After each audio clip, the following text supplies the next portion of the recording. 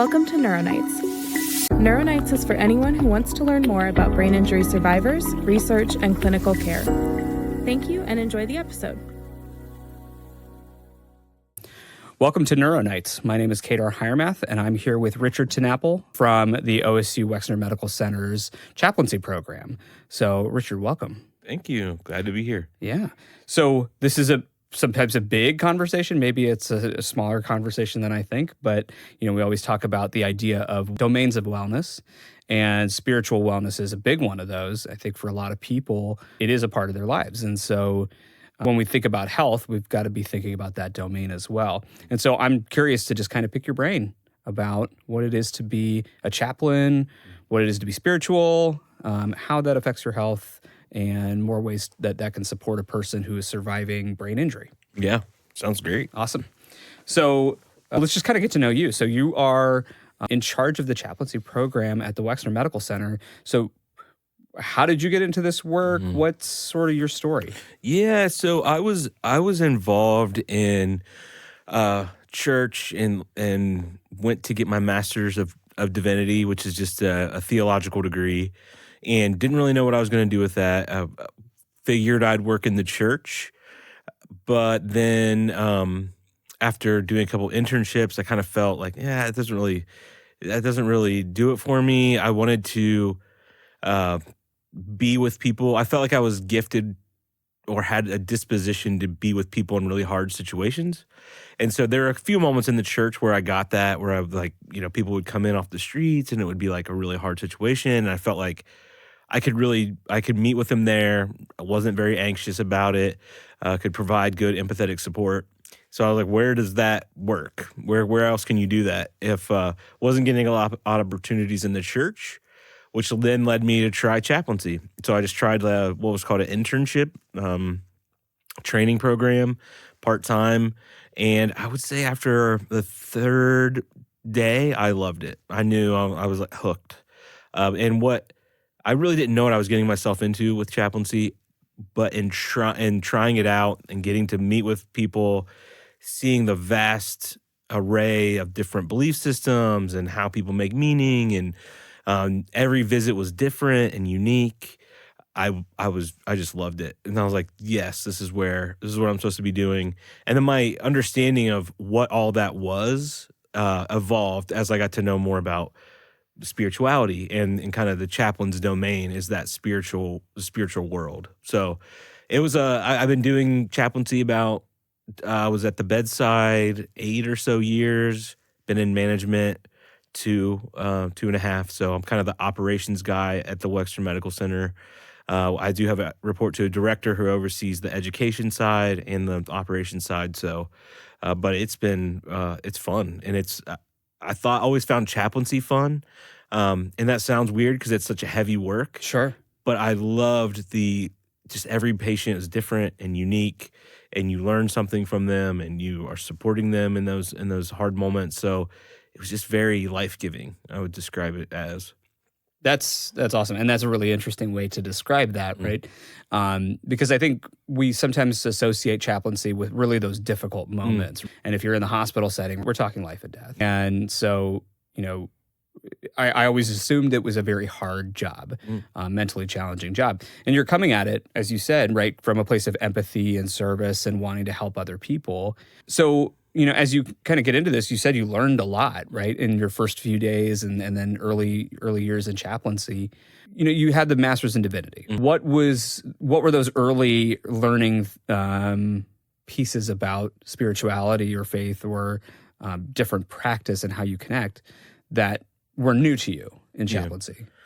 Yeah. So, and I think the Master's of Divinity is from a Christian seminary, so it was a very Christian lens, and I kind of thought that would be what I was getting myself into with chaplaincy. And I think what those early visits especially taught me was the vast array of ways in which people find meaning. Sometimes that is religion. Sometimes that is not. It's family, or it's their purpose in life, or, these other aspects of life. And I think that was kind of the big thing, was like, wow, you can visit with someone who says they're XYZ religion. Let's say they're a Christian. You can visit with them their concerns are going to be unique to them. And they might have a lot of peace, or they might have a lot of distress. And it's the same faith background, but how that's expressed in their life is different. And I think that was just really eye-opening to me, and was sort of like, wow, there are a lot of different ways people make meaning, a lot of different ways in which illness and chronic illness impact the ways in which people make meaning. So I think it was really eye-opening to see that. And then that's what got me thinking more about like spirituality broadly and how that's defined. And then so moving, I think the lens in the beginning was very religion focused, and then those early experiences were like, no, there's something much broader happening here in the human experience that kind of I found really exciting and still do think is really important for like holistic care. If you think about well-being, I think the spiritual side of that is very important, and is the one that gets missed a lot, because people don't know, like, what is that and how do we do that? And so that's one of the things I've always really liked about chaplaincy.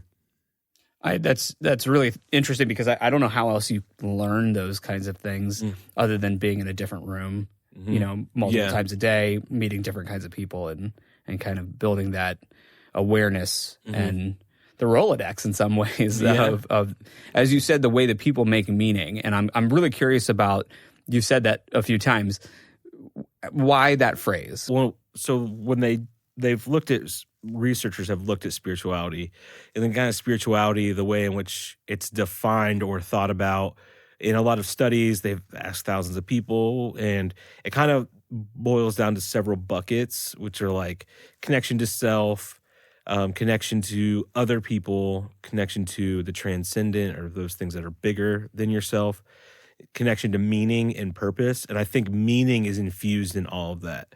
So how you think about your connection to self is what you attach meaning to. So if you're, like, for example, someone who is takes care of their grandchildren for their kids, they're the caregiver for their grandchildren, that's their role. When they suddenly become sick and they can't do it, their source of meaning, how they define their role, is now being kind of they're disconnected from it. Creates a lot of grief, a lot of hardship, and their distress. So I think meaning is kind of, it's part of human experience, and we are just like meaning-making machines. Like, we're just constantly making meaning about our experiences. And usually there's like a broader framework of how we do that or why we do it and the ways we do it. But I don't think it's something that's very conscious until something happens and we're like, reflect on it. Like, whoa, what a meaning am I attaching to the relationships in my life or to religion? So I think that's why it kind of infuses a lot of spirituality in my view of it. Yeah, it makes sense as you tell it. And I almost think of then, okay, so you have this health issue that brings you to the hospital, puts you in a position of uncertainty. Is it a disruption in meaning making? Yeah, it actually is. Like, that's a huge part of the grief process.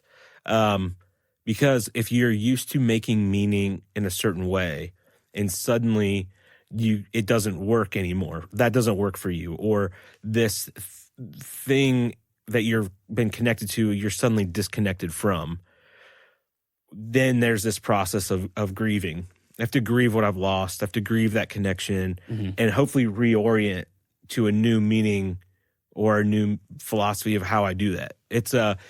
And I think, again, this is something that happens to people a lot subconsciously. It almost happens in an unconscious way.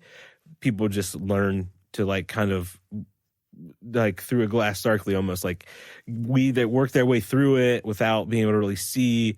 And I think what chaplaincy does, and what kind of attentiveness to the spiritual life does, is it initiates reflection about that and says, like, okay, well, now that this important role is, say that you're the caregiver for your grandchild and now you can't, what is my role? How do I grieve what I've lost and then, like, make and reorient to a new way of making meaning?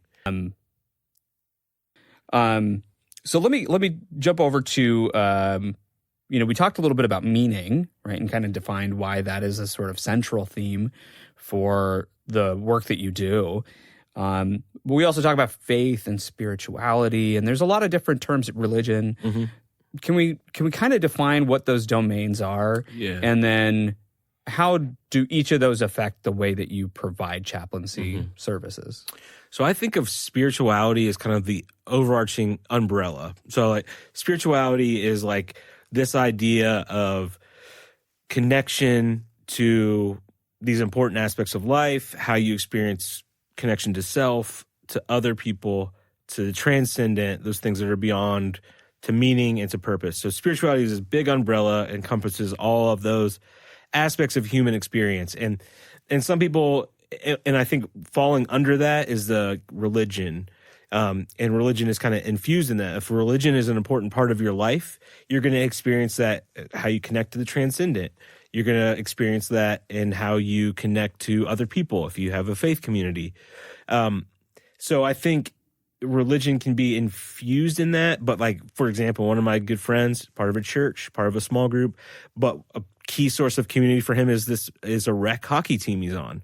So he's experiencing community there. And so that would be a part of how he makes meaning and what is meaningful to him.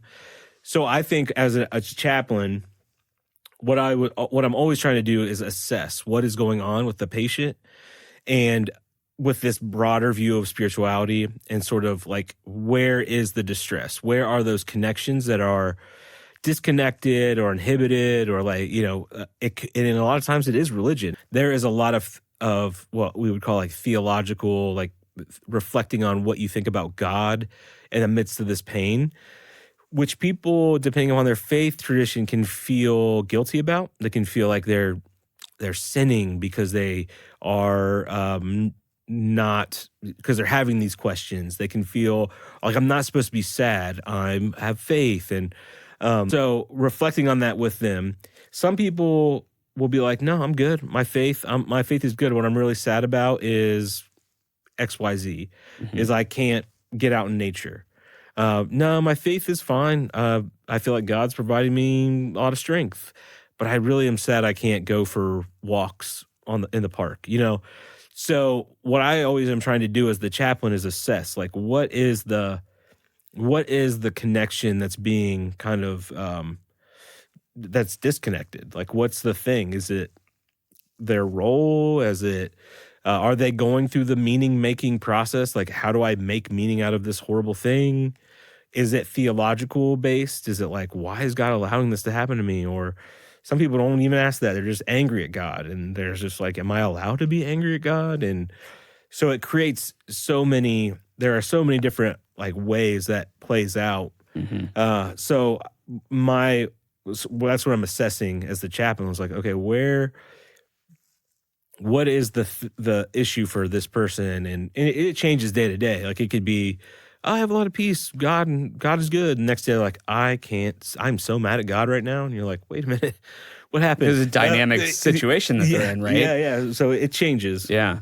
That's interesting. And so if they're bringing in sort of a structured practice, right? This is something that they've attended to prior to an injury or an illness. Maybe they've leaned on it before in harder times. Is there a sense that helps a person be resilient to these situations, or can help go along with the therapy or something like that? Yeah, I think in terms of like a faith-based community, absolutely. If that is what people are drawn to, then for sure. Like, I think getting involved with that could be very helpful. I do think that it doesn't have to be faith-based. If there are things that you just like, I know somebody, a chaplain, and her thing is gardening. So she's like a part of gardening clubs. That's where she gets community. They have their meetings. She is there. It's very source of connection to like nature, which is like her transcendent thing, other people. So she gets a lot of joy and a lot of support from that.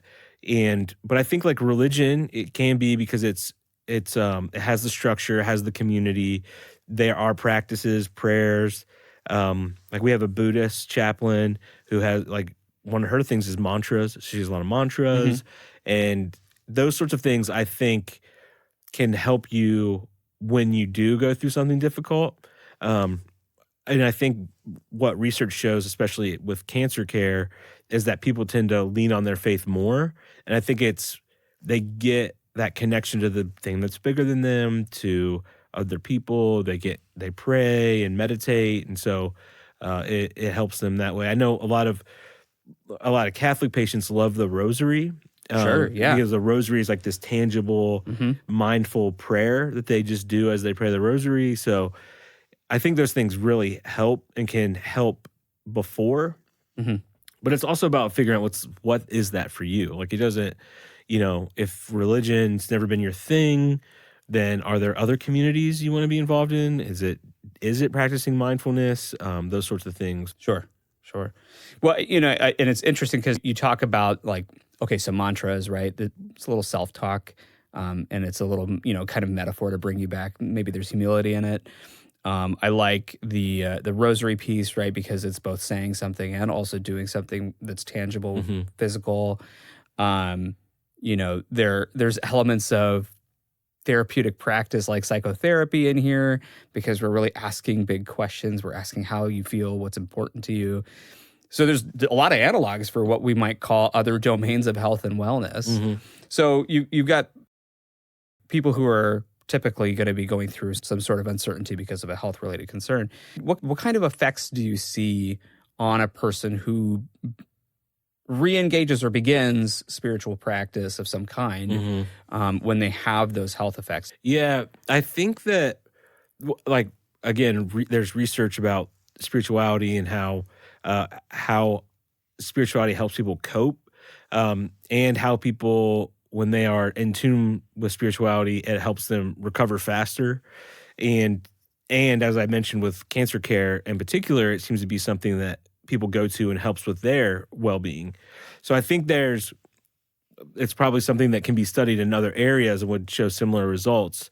I think part of it is, it's like the way I view spirituality, and it's the right way, of course, as spirituality is like, it is a part of you. You have a spiritual meaning. You're going to make meaning. You're going to feel like you have a purpose, or you're going to feel connected to other people. Like, these things are just a part of the human experience. And I think the choice is to pay attention to them, to strengthen that, and then to experiment. Frankly, I think that someone could say, church is not my thing, so I'm not going to pursue spirituality. And the reality is, well, you'll still thrive in community, probably. If you find a community that has a common purpose, whether it's gardening or bird watching or playing board games, if you have a group where you have a common purpose, you're probably going to do much better in terms of outcomes and just health in general. And I think the same for when it comes to connecting with something bigger than yourself, whether that be art or music or nature or God. Those connections are going to make you healthier. And I think that the spiritual component of life is just built in. It's just whether or not we pay attention to it. And for some people, it feels more comfortable to call it existential. It's like the existential concerns, which is essentially our ability to reflect on being alive. It's like the human capacity to reflect on existing. It's like those are the questions that come up with meaning making and the important connections in your life and your role in society and your family and your friend group, all those sorts of things. So I think that the evidence from research shows that spiritual well-being, if you're paying attention to that, you're going to do better. You're going to be healthier. I think there are just barriers in terms of how do you come in contact with that information. Your doctor doesn't say right, here's this pamphlet on spirituality. We don't prescribe it. No. right, yeah. So it's sort of one of those areas where how do you talk about it, or it has a very strong connection to religion. That's sort of how everyone thinks about it. And that's a part of it, but it's not the whole story. Mm-hmm. And so I think people can exclude themselves because of that, but better for your health if you're thinking about those questions and connecting to those ways that you can. Yeah. Well, I think in some ways it's just what fills your bucket. Yeah, And you could do that in a secular sense, and you could do the same thing Yep. in a non-secular sense, right, in a religious way. It's interesting to think about sort of that dynamic of it's very holistic, it's very much ever present, but it's sort of still sort of your own approach, your own level of how much of this do you apply to spirituality as opposed to just things in your life. Yeah. One of the spirituality definitions includes connection to the present moment, which I think is really interesting because I think a lot is happening in life. We just have a tendency to miss moments, to miss meaningful moments where you're like, oh, I was on my phone and I didn't do X, Y, Z, or a ton of examples every day. And I think the present moment, to use the term mindfulness, which is everyone hears all the time now, but there is some truth to being in the moment enables you to see and experience the connections that you might not otherwise catch. And so I think it is kind of a central thing where this is happening at some level all the time. Just how conscious of it are we? And I think that definition that uses connection to the present moment, I think captures kind of how being mindful of these concepts is helpful in and of itself. Even if that was all you do, if you're just going to pay attention today to something that is meaningful to me, and that's like a spiritual practice, Maybe it also says you don't have to jump in with 2 feet and do everything, but you're finding these moments. Typically, the way that you're practicing chaplaincy is in the hospital. So what does a typical encounter look like? How do you get assigned to a patient? What makes for a good fit there? Yeah. So that's a little bit different depending on, I'll say an inpatient hospital, we have chaplains are assigned to floors. So they'll have I was assigned to James 20 and James 21, which is head and neck cancers on 21, and then gyn-onc and other services on 20. So you just sort of round, or you get referrals, and then you check in with folks and you kind of see where are people in this and their illness journey. And then you go from there and you kind of develop an internal care plan that's okay, I kind of assess that this is a area of weakness, or an area of not weakness really, but this connection is not doing so well. I'll give you an example of a patient on the palliative floor. He was actually admitted for failure to thrive, which they were what does that even mean? Essentially he was really, really depressed and was just giving up. And I introduced myself, and he was just sort of nah, I don't want anything to do with a chaplain. And I was hey, okay, cool. All right. And then so left. A couple days later, I went back, checked in on him, and I asked him about a painting he had on his bedside. And it just opened this up. He loved Spain and had painted in Spain and all this stuff. And then he shared with me this song that he liked from a Spanish musician. And I was okay, great. And that was the whole visit. And then I went back a couple days later, and I was by the way, I checked out that song. I love their music. It was a really great music. And he's what? You listen to them? And it just began to create a rapport and trust. And so his sister actually sent in people from her church to try and get him out of this funk he was in. And I walked in on them when they were giving him the spiel from the Bible, and I was oh, I'll come back later. So I checked back in later, and I was what was that like? Talking to me, was they just come in here, have their agenda. They weren't listening to me. And then we started talking, and I was you should try art therapy. And so had the art therapist come by, and he just took off onto a whole other plane, and just started painting and all this stuff. And before long was walking around. And so all I did was assess my early assessment was I just need to build trust with him. I started building trust with him and saw how much it meant to him to say, these things are really interesting. Cool. your story is really neat to have, like, to affirm that. It just, like, was that connection that he needed. So it just sort of, it worked for him. And so the assessment was like, hey, he just needs connection. He needs to be affirmed in his humanity.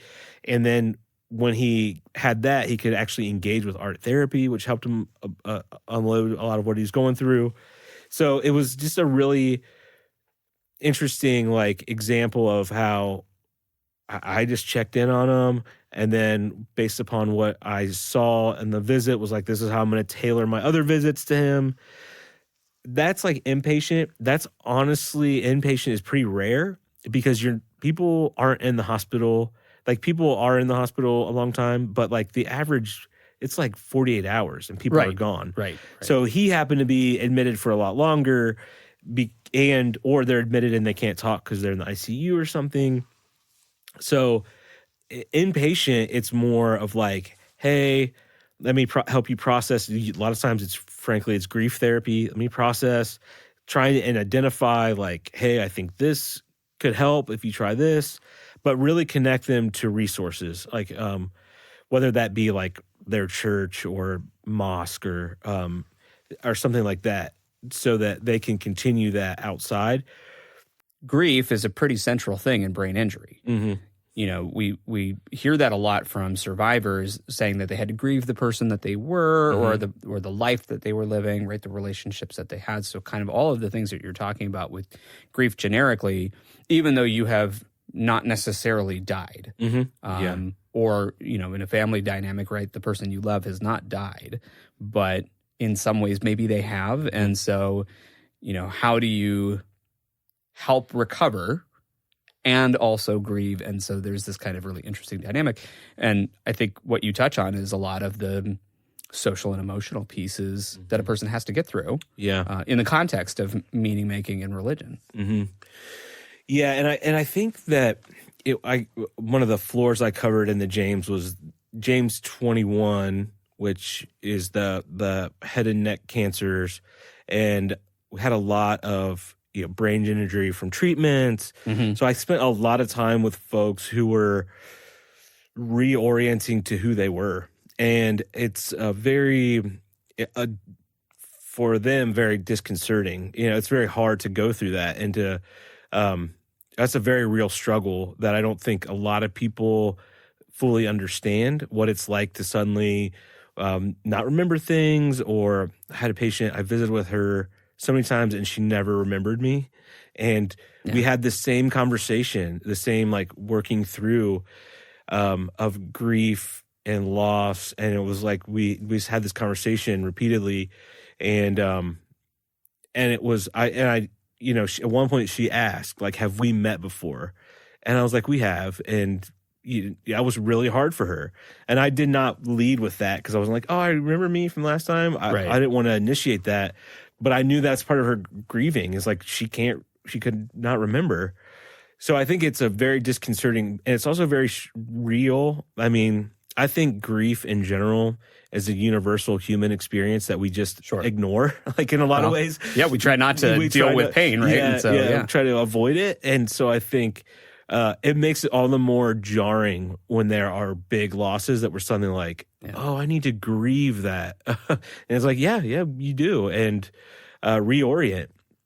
I think it's also messy. Like it's not like you ever, in my experience, and a lot of grief therapy even talks about this, is the traditional thinking about grief is like you go through stages, and and it's like, you graduate from grief, but like 1 through 5, I'm done. Yeah. But that's not how grief. It's like spaghetti, and it's just like this mess, and you're like, how do I make sense of it? And one day you can be happy and sad, and then you can think that you're doing great, and you're like, oh, I've through that, and then one day you're just like, oh my gosh, just devastated by grief.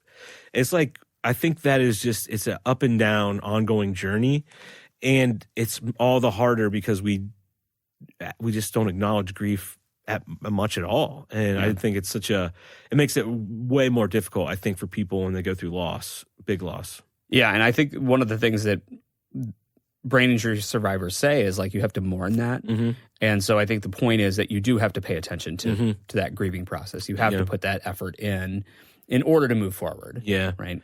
Also, one of the things that Ohio State is really getting better at is outpatient care overall. Like they have an ongoing assessment process where they're like, okay, so now that we know this about the diagnosis, this is what they're dealing with, grief about job. And then they can enlist like psychosocial oncology and social work and help them with that while they help process the grief.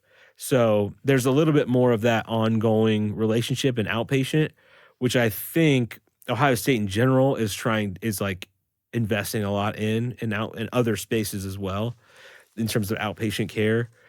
So inpatient, it can be a little bit trickier because you don't get to journey with people as long. And you really are, you're trying to make like, how can I help provide that emotional support now and set them up to say like, hey, this would be good if you kept doing this, or if you connected with this community, it might help. Whereas outpatient, you have that opportunity to kind of walk with people longer. Yeah, so kind of in going into that, the idea that you have to walk with someone for a little while, right? And in brain injury, typically, if you have a moderate to severe injury, you're going to be in the hospital for some period of time. So you do have more time to gain. Your day is full of therapies and assessments and all sorts of things, right?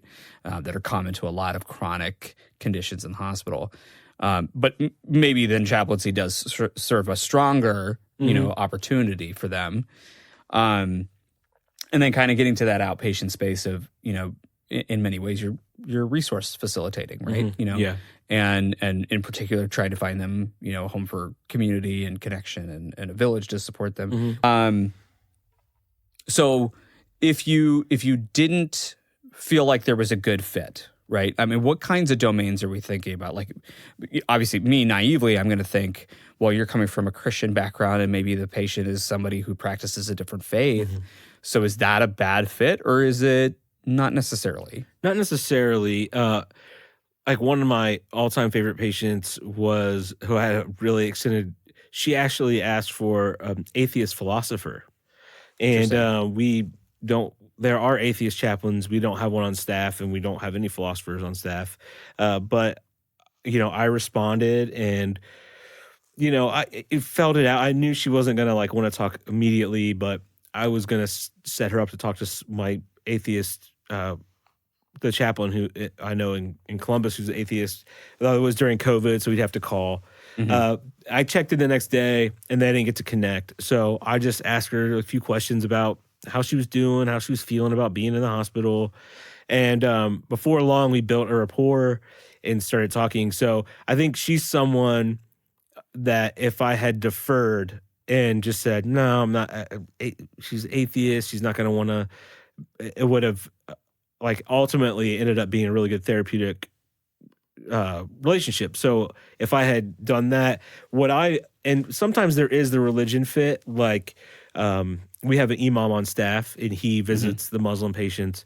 Now, what I would, if there was a specific need that was like they want a certain prayer or they want XYZ and he was not available, then I would do it. Or if there was like a specific acute need where they need emotional support now, I would go. It was my unit, but I might hand off to him at another time. I think a lot of times there are issues with, like people will feel weird about, like one of the floors I covered was gynonc. So it was a lot of like gynecological cancers, and women didn't always feel comfortable talking to me about that. Right. So they would want like a female chaplain to kind of talk through. Generationally, I think there can be some sort of like people want to have the shared language with certain chaplains, or like a younger chaplain might be better suited for a younger patient because they know like kind of what it's like to grow up in a more secular time. And so I think about those sorts of things, like how's it going to fit? And I think it's assessment. It varies person to person, but it does happen for sure. Yeah. That's interesting that, we're challenging a lot of, I think, assumption, right?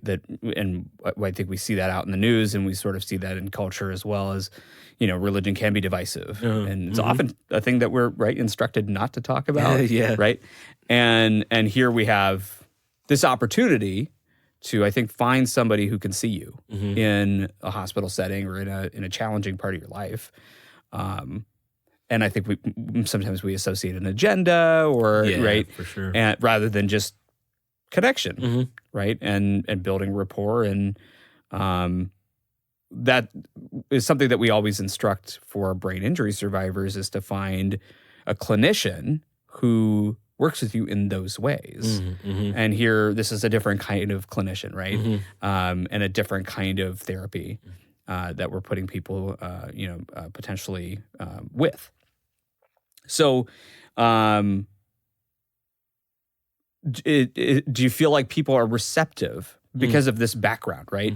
Are they receptive to getting chaplaincy services? As you said, you've heard people say no, and I don't want anything to do with that, or maybes. But on the whole, right, as you oversee this unit that you're on. Yeah, I think most people are receptive. I do think there can be there are barriers that you have to overcome. So like trying to remind chaplains to have like your opening.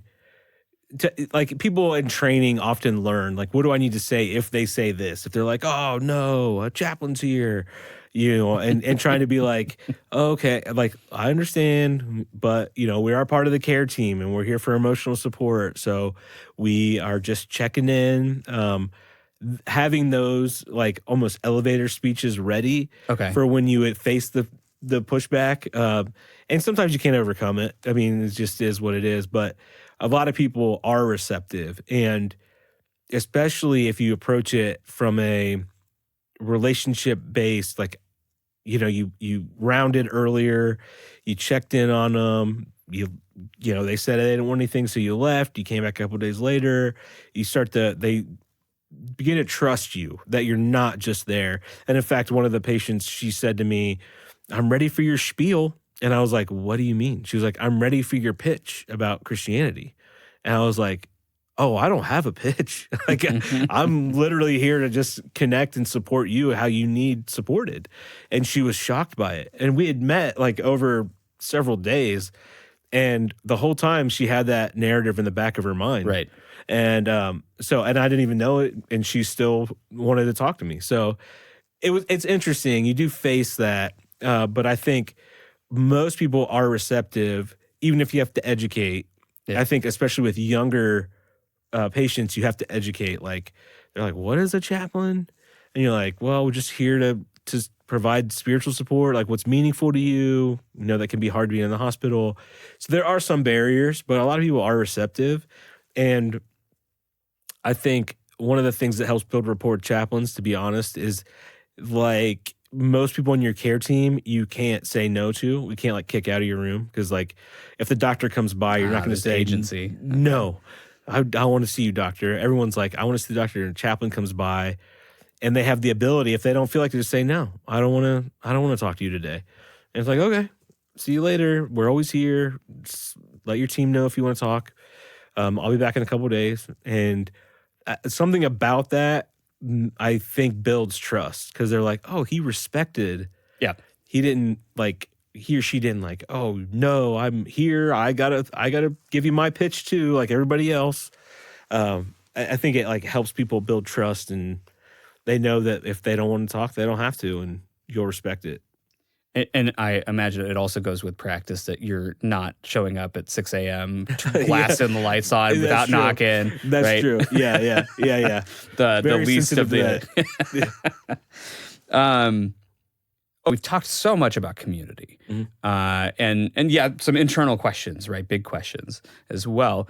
How does a person who you would say, like, maybe they've been out of the hospital, they've been out of care, they're still struggling in some way. Maybe it's emotional, maybe it's physical, something. And they are more likely to practice solo. What would you suggest as good practice there? I would say what gives you life? Like, what makes you feel alive? Like, what gives you joy? who are the people that when you're with them, you feel seen and heard and not dismissed. So I think that's a big, because you can be around people, but if they're not people who make you feel that way, it's probably going to feel like a drain on you. So I would ask those questions, like, what brings you alive? Because say you like watching baseball, or that's what gives you life, then or brings you joy, or helps you unwind. Then a next level, if you are like, community is like, how can I get involved in fantasy baseball or something like that? How can I get involved in any community that's already doing that, to get the community piece of it. And I think the interesting thing about community is you can do as much or as little as you want. Like, you can get way in, or you can stay on the periphery and not get too involved, but just have the connection. So I think those are important questions. Like, what makes you feel energized is another way. A lot of times when I'm talking with patients, or even people on my team now, like looking for the areas where they light up, and the things that are like, oh, they get really excited about bird watching, and you're like, okay, or they get really excited about gardening, and you're like, okay, there's ways to do that and be mindful about it. So like, I would think of that. Those are important questions. Like, who are the people in your life that make you feel seen and valued? What are the areas that make you feel like energized and joyful? Like, you have a lot of happiness doing it. And then press in there. Awesome. This is for family members as well, for sure, right? Yeah. And so I'm sure you're having those kinds of conversations up and down the scale with different types of family dynamics. Yeah, I often feel a family it gets lost in the shuffle. Can get lost in the shuffle because they aren't the patient, and the thing happened to the patient. So they're like the focus, and the family kind of gets left out. Like, I think there are more resources coming around family more and more. I think that's a recognized caregiver distress is a bigger and bigger thing. But I think it's traditionally like they kind of get left, and they're just the caregiver. There's not much consideration for their grief. Like, what is it like that their spouse doesn't remember certain things, or, and I think like they're going through a grieving process too, and a whole adjustment to a new way of life. And I think that's where chaplains also come alongside, and where I think there are a lot more caregiver seminars and stuff. It does seem to be getting more attention, but it is sort of having that, I think, is really important. So they're also paying attention to their well-being as well. So you have a podcast that you're putting out there as well. Yeah, we've been on about that. Yeah, we've been on a little bit of a hiatus since the new tower opened. There's just been a lot going on. Sure. But yeah, our podcast essentially is called the Sacred Space Podcast. We just really, our first series was we just picked apart the spirituality definition and looked at each component of it and kind of gave practical examples, stories, and then like we always end with a practice, like a mindfulness practice or some way to connect to whatever component we're talking about. So folks that are listening to NeuroNights want to get more into this and want to learn more, this is a good place to go. Great place to go. Awesome. Yep. Awesome. Very good. Richard, thanks for coming and doing this with us. Absolutely. This was a great conversation. Yeah. Thanks for having me. Cheers. A lot of fun. All right. Thank you so much for listening to NeuroNights.